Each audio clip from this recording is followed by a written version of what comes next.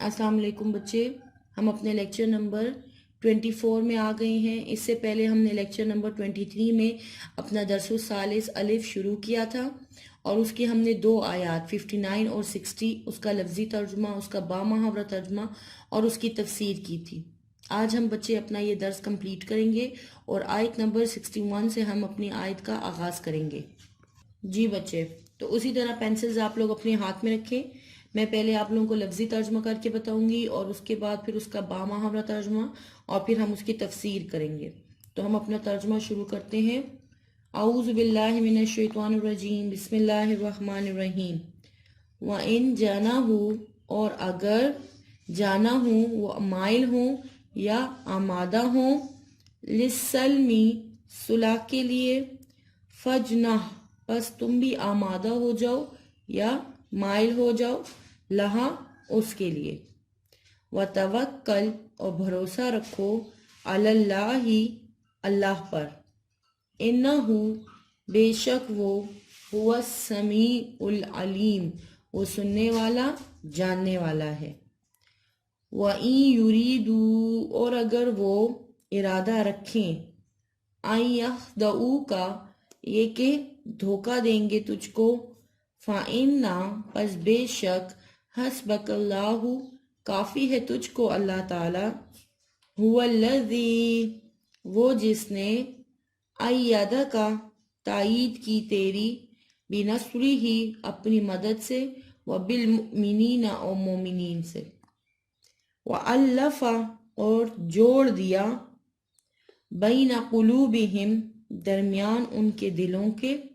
या उल्फत डाल दी, या मोहब्बत डाल दी दरमियान उनके दिलों के। लौ अनफक़ता अगर तू खर्च करता, माँ जो कुछ, फिल अर्जी ज़मीन में है, जमीअन सारा का सारा, माँ तो नहीं, अल्लफ़ता मोहब्बत पैदा कर सकता था या उल्फत डाल सकता था या जोड़ सकता था, बैना कुलूबिहिम उनके दिलों को, या मोहब्बत पैदा कर सकता था उनके दिलों के दरमियान। वलाकिन अल्लाह और लेकिन अल्लाह ताला ने, अल्लफ़ा जोड़ दिया या मोहब्बत पैदा कर दी या उल्फत डाल दी, बैनहुम उनके दरमियान। इन्नहु बेशक वो, अजीजुन हकीम गालिब हिकमत वाला है। या अय्युहन नबीयु ए नबी सल्लल्लाहु अलैहि वसल्लम, हस्बुकल्लाहु काफ़ी है तुझको अल्लाह ताला, वमानित्तबअ का और जो तेरे पैरोकार हैं, मिनल मुमिनीन मुमिनीन में से। अब बच्चे हम इसका बामुहावरा तर्जुमा पढ़ते हैं और उसके बाद हम इसकी तफसीर करेंगे। जी बच्चे, अगर ये लोग सुलह की तरफ माइल हों तो तुम भी उसकी तरफ माइल हो जाओ और खुदा पर भरोसा रखो, कुछ शक नहीं कि वो सब कुछ सुनता और जानता है। और अगर ये चाहें कि तुमको फरेब दें तो खुदा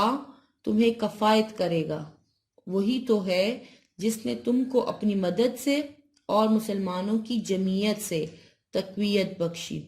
और उनके दिलों में उल्फत पैदा कर दी। अगर तुम दुनिया भर की दौलत खर्च करते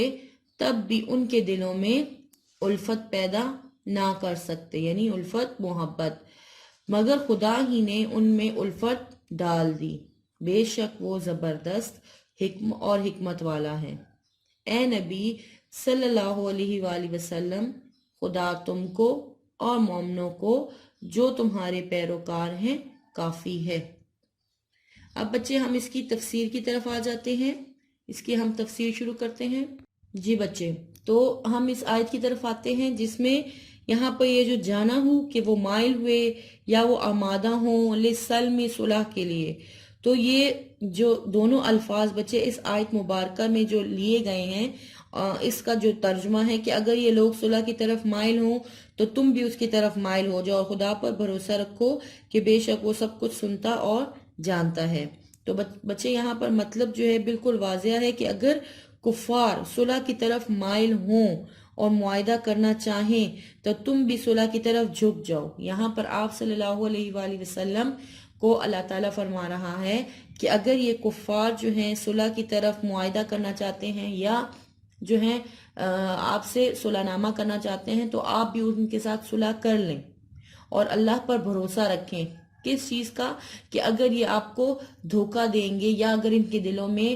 کوئی ایسی بات ہے جو کہ مسلمانوں کو نقصان پہنچانے کے لیے یا یہ کوئی اور مقصد کے لیے اپنے دل میں جو ہے کوئی بات چھپائے بیٹھے ہیں، تو اس سے اللہ تعالیٰ باخبر ہے، تو بے شک وہ کیا ہے، سنتا اور جانتا ہے۔ تو یہاں پر اللہ تعالیٰ رسول اللہ صلی اللہ علیہ وآلہ وسلم کو کفار کے ساتھ صلح کے لیے بتا رہے ہیں کہ اگر وہ لوگ آپ کی طرف آتے ہیں، صلح کے لیے آمادہ ہوتے ہیں اور آپ سے صلح کرنا چاہتے ہیں، تو آپ بھی اللہ پر بھروسہ رکھ کر ان سے صلح کر لیں۔ اور یہ جو اگلی آیت میں ہے کہ اگر وہ آپ کو ارادہ رکھتے ہیں آپ سے کس چیز کا، دھوکہ دینے کا، تو پس بے شک تجھ کو اللہ ہی کافی ہے۔ یہاں پر یہ جو وہی ذات یعنی اللہ تعالیٰ هو الذی سے مراد آپ اللہ تعالیٰ کی ذات ہے ایدہ۔ ایدہ کا مطلب ہے تائید کی یا تقویت بخشی۔ تو یہاں پر اللہ تعالیٰ جو ہے فرما رہا ہے کہ وہی ہے جس نے تم کو اور مومنوں کو تقویت بخشی، یعنی قوت بخشی۔ اور فائدہ کس طرح تقویت بخشی؟ کہ جیسے یہاں پر دو قبیلے جو ہیں، قبیلہ اوس اور خزرج، جن میں بہت بڑی دشمنی تھی، اور یہ دونوں قبائل جو تھے یہ ایمان لے آئے تھے، اور یہ اللہ تعالیٰ نے اپنی قدرت سے ان کے دلوں کو کیا کر دیا تھا، جوڑ دیا تھا، اور ان کا اتحاد جو ہے رسول پاک صلی اللہ علیہ وآلہ وسلم کے لیے بڑی تقویت کا باعث بنا تھا۔ تو یہاں پر اللہ تعالیٰ وہ بات بھی یاد دلا رہے ہیں کہ ان کفار سے صلح کر لیں۔ اگر یہ آپ کو دھوکے کا ارادہ رکھتے ہیں تو یاد رکھیں کہ اللہ ہی آپ کے لیے کافی ہے، کہ اللہ نے کس طرح ان دو اتنے دشمن قبیلوں کو ایک ساتھ کر دیا، ان ایمان لے آئے، محبت ان میں پیدا کر دی۔ تو اللہ کی مدد اور ان مومنین کی مدد آپ کے ساتھ ہے۔ اب بچے اگلی آیت کی طرف آ جائیں۔ بچے جو اس آیت میں ترجمہ ہے کہ اللہ تعالیٰ وہی ہے کہ جس نے اپنی مدد سے اور مومنوں کے ذریعے سے یعنی قوت عطا کی اور مومنوں کے دلوں کو کیا کر دیا، جوڑ دیا۔ اور اگر یہ زمین کی تمام دولت بھی اس پہ خرچ کر ڈالتے تو بھی ان کے دلوں میں محبت پیدا نہ کر سکتے تھے، مگر اللہ ہی نے ان میں محبت پیدا کر دی۔ اب بچے اس آیت میں اللہ تعالیٰ اپنی دو عنایات یاد دلا رہے ہیں اور رسول اللہ صلی اللہ علیہ وآلہ وسلم کو مخاطب کر کے اپنی دو عنایات کا ذکر بھی کیا ہے۔ تو پہلی عنایت ہے اس کو ہم پڑھتے ہیں کہ اللہ تعالیٰ وہی ہے جس نے اپنی مدد اور مومنوں کے ذریعے سے تم کو قوت عطا کی۔ دیکھیں مکہ میں مسلمان جو تھے وہ بہت کمزور تھے اور کفار ان پر ہر طرح کے ظلم و ستم ڈھاتے تھے، اور مسلمان جو ہیں وہ خاموشی سے ان کے ظلم و ستم کیا کر رہے تھے، برداشت بھی کر رہے تھے۔ پھر اللہ تعالیٰ کو مسلمانوں پر کیا آ گیا، رحم آ گیا، اور مدینہ کے لوگوں نے کیا کر لیا، اسلام قبول کر لیا، اور مسلمان اور رسول اللہ صلی اللہ علیہ وآلہ وسلم ہجرت کر کے مدینہ آ گئے،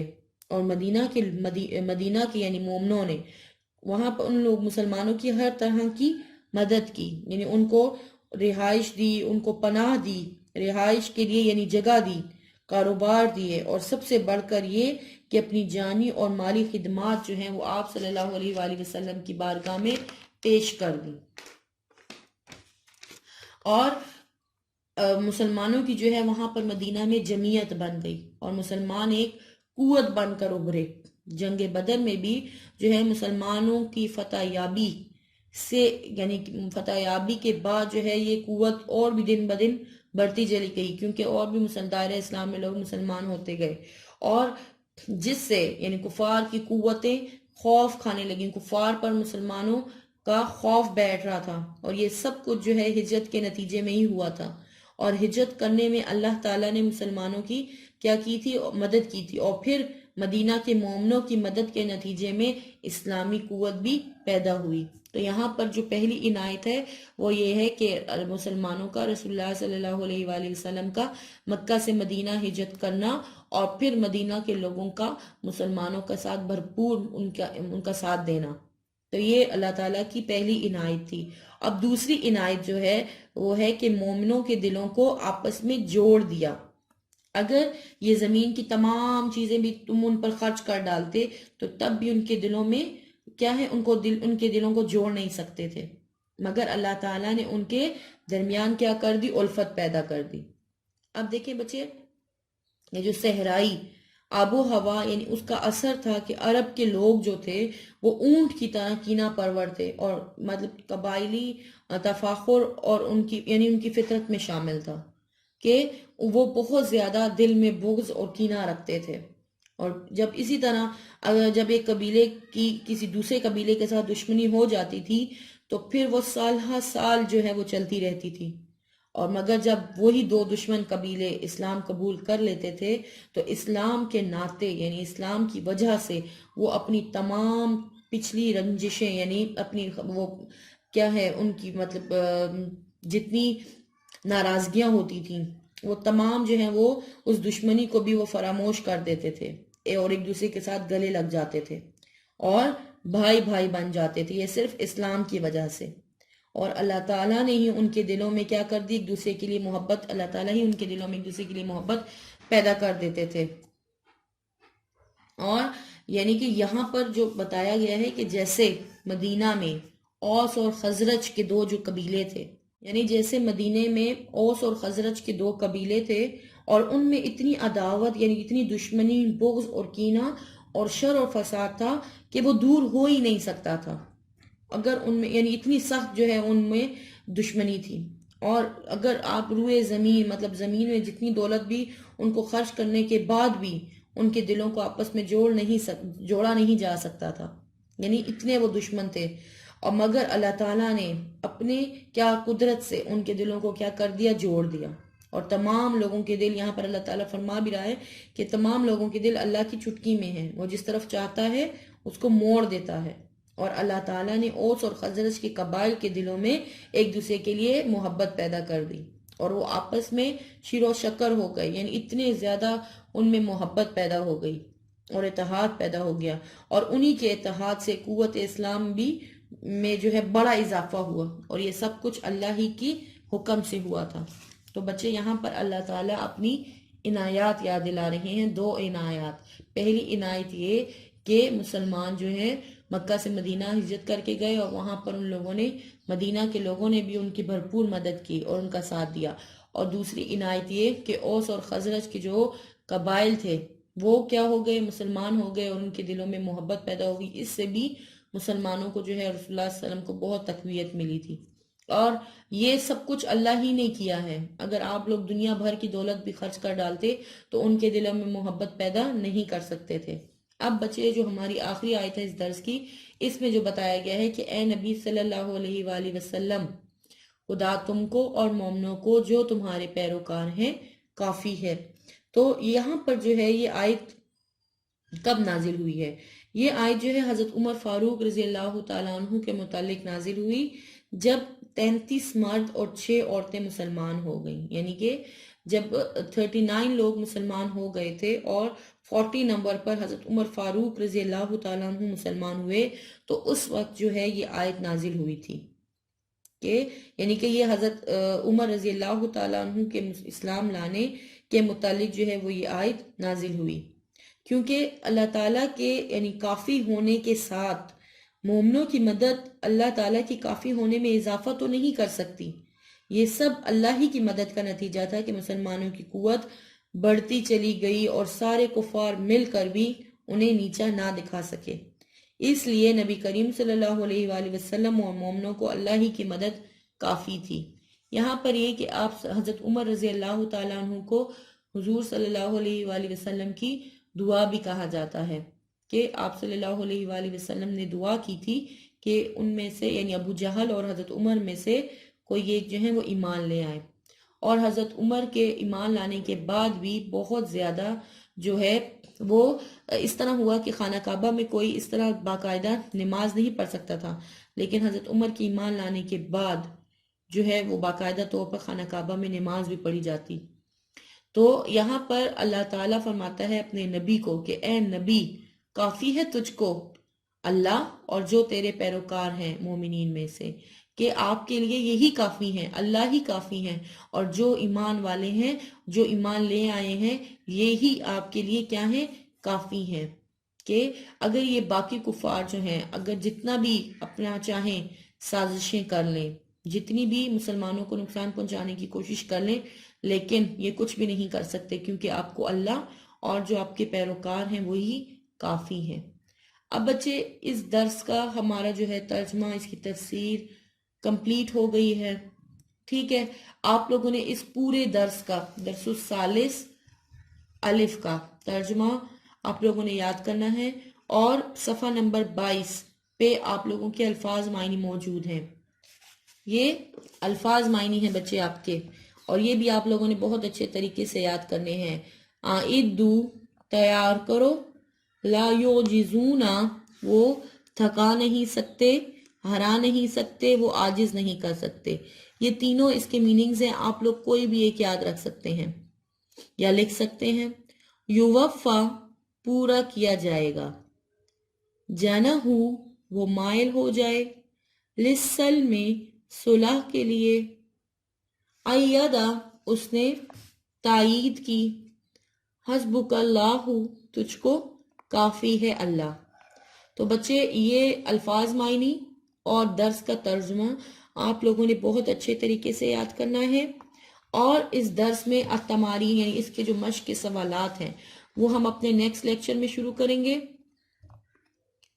جی، تو اس میں جو آپ لوگوں کو میں نے بتایا تھا کہ جہاد کی تیاری کے بارے میں اللہ تعالیٰ نے کیا حکم دیا، یہ ایک سوال لکھیں گے اور یہ 3 مفہومات، ٹھیک ہے بچے۔ تو انشاءاللہ نیکسٹ لیکچر میں ہم اپنا یہ التمارین یعنی اپنے سوالات اور مفہومات شروع کریں گے انشاءاللہ۔